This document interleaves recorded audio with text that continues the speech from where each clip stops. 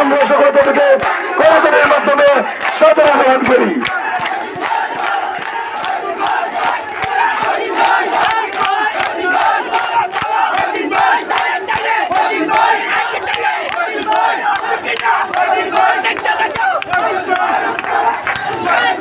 সালে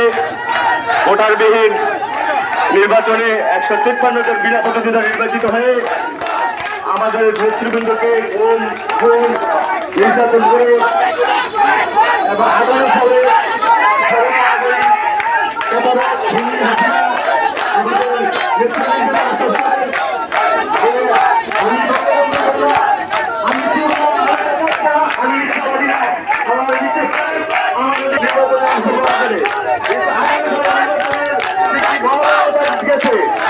আমাদের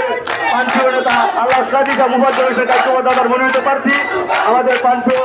নেতা আল্লাহ কাজী শাহ মজিবুল হক ভাই ওনার নিজের করতে গেলে নিতে পারে নাই এবং মুরাদনগরে যতগুলো বিএনপির অফিস ছিল সব অফিস